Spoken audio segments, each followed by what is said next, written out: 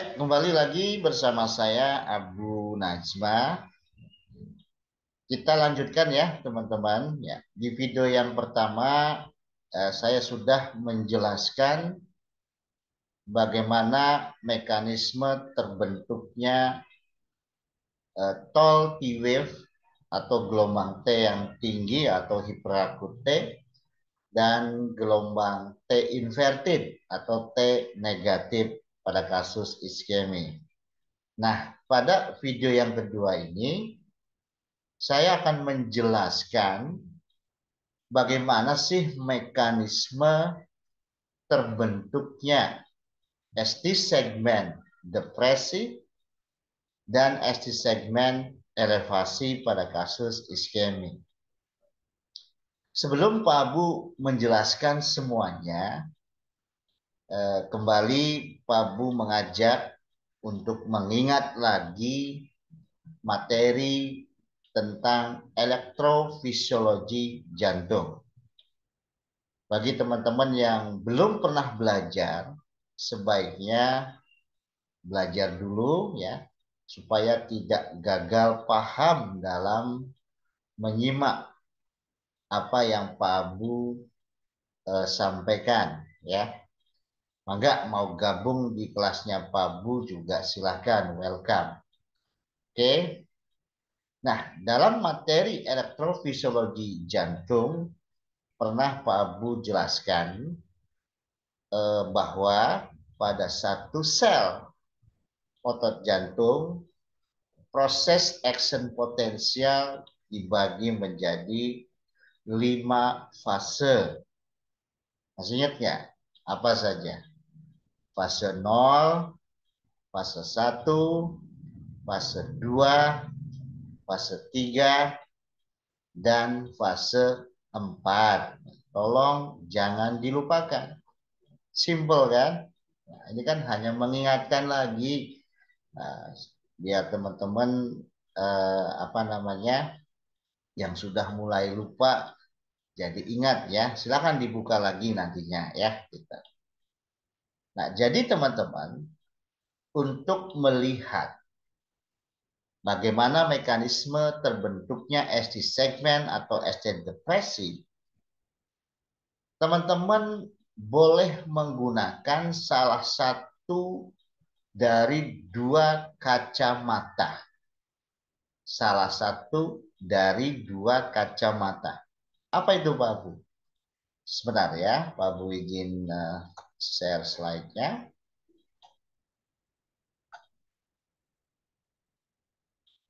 Ya, jadi sekali lagi, untuk melihat bagaimana mekanisme terbentuknya ST segmen depresi ataupun ST segmen elevasi pada kasus iskemi, teman-teman boleh menggunakan kacamata systolic current injury ataupun menggunakan kacamata diastolic current injury.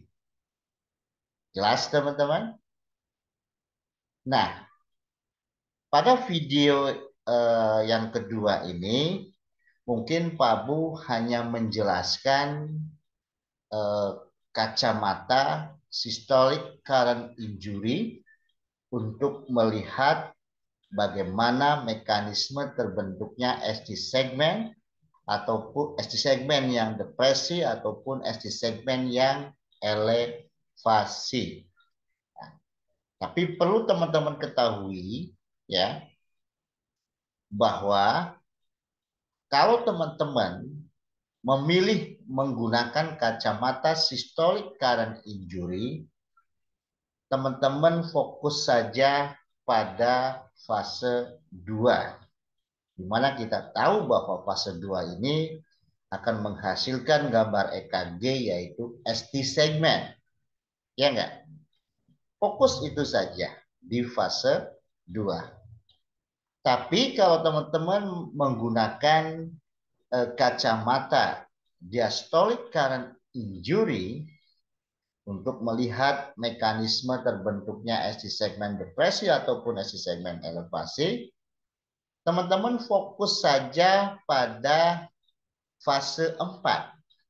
Karena fase 4 ini akan tergambar gambar EKG yang biasa dikenal dengan TP segmen, ya, TP segmen atau TQ segmen. Teman-teman mau pakai istilah TP segmen ataupun TQ segmen, no problem, mangga. Menurut Pak Abu pribadi nggak ada masalah, ya. Jadi sekali lagi pada video kedua ini Pak Bu hanya menjelaskan menggunakan kacamata systolic current injury. Masih ingat kita fokus pada fase berapa? Fase 2. Jelas ya? Oke. Nah, satu lagi yang harus teman-teman ketahui ya, bahwa pada sel atau area yang sakit, jika kita lihat dengan menggunakan kacamata systolic current injury, sel yang sakit ini atau area yang mengalami iskemi ini muatannya adalah negatif di dalam sel. Oke. Sedangkan area yang sehat atau otot jantung yang normal, jika kita menggunakan kacamata systolic current injury pada fase 2 ini, muatan di dalam selnya positif. Pertanyaannya adalah, mana yang lebih duluan melakukan aktivitas listrik atau depolarisasi? Nah, kalau kita menggunakan kacamata ini, ya, atau fase 2 ini, ya, bagian otot jantung yang normal atau yang sehat akan lebih dulu melakukan depolarisasi, teman-teman. Ya, makanya vektor-vektor jantungnya akan mengarah dari area yang sehat atau otot jantung yang normal mengarah ke area otot jantung yang tidak sehat atau iskemi. Jelas, teman-teman? Pertanyaannya adalah, area yang sakit ini atau yang mengalami iskemi ini di area yang mana dari dinding jantung? Apakah di lapisan dinding jantung bagian dalam atau subendokardial, atau semuanya mengalami iskemi?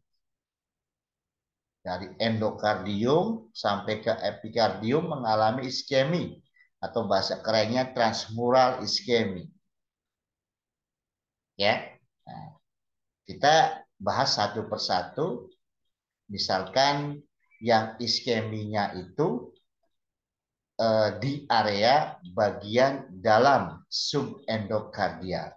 Jangan lupa konsepnya, dengan menggunakan kacamata systolic current injury atau fase 2, area yang sehat atau jantung yang sehat akan mengalami depolarisasi lebih dulu. Makanya vektor jantungnya mengarah ke area yang sakit atau iskemi.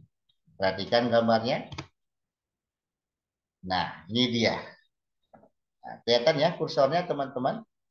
Nah, yang ini, teman-teman, area yang mengalami iskemi atau otot jantung yang tidak sehat. Nah, yang ini ya, otot jantung yang sehat ya atau normal.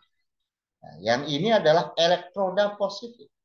Nah, jadi vektor jantungnya ya, apabila iskeminya atau area yang tidak sehatnya ada di bagian dalam, maka vektor jantung akan mengarah dari otot yang sehat mengarah ke area yang tidak sehat atau area yang mengalami iskemi.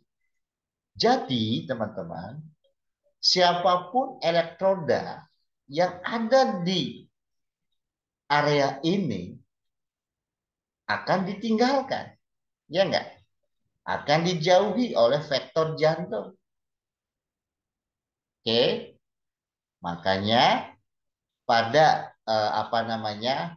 Pada EKG akan digambarkan di mana nanti ST segmennya bergeser atau bergerak di bawah garis isoelektrik. Makanya akan tergambar gambaran yang namanya ST segmen depresi. Oke, teman-teman. Nah, kenapa Pak Abu bisa depresi? Kan tadi elektroda positifnya ditinggalkan, dijauhi oleh vektor jantung. Maka ST segmennya akan bergerak ke bawah dari garis isoelektrik yang mana digambarkan oleh ST segmen yang mengalami depresi. Jelas teman-teman? Nah, jadi teman-teman, ST segmen depresi ini menggambarkan iskemi pada area dinding jantung bagian subendokardial. Jelas ya? Oke. Berikutnya adalah eh, iskeminya terjadi pada seluruh lapisan otot jantung. Mulai dari endokardium sampai ke epikardium. Atau bahasa kerennya itu transmural iskemi. Nih, seperti ini teman-teman. Jangan lupa konsepnya. Dengan menggunakan kacamata systolic current injury, ya, area yang sehat atau otot jantung yang normal lebih dulu mengalami depolarisasi. Maka vektor jantungnya ya akan mengarah ke area yang sakit atau yang iskemik.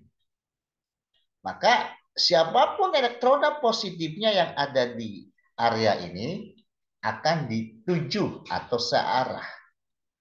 Makanya nanti gambaran ST segmennya akan bergeser di atas garis isoelektrik.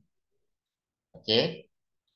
Atau yang biasa dikenal dengan ST segmennya akan mengalami elevasi.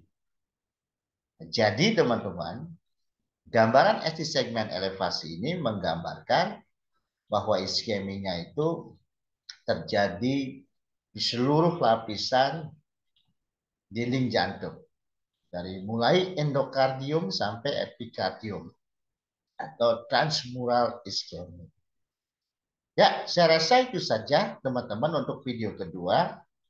Nanti apa namanya?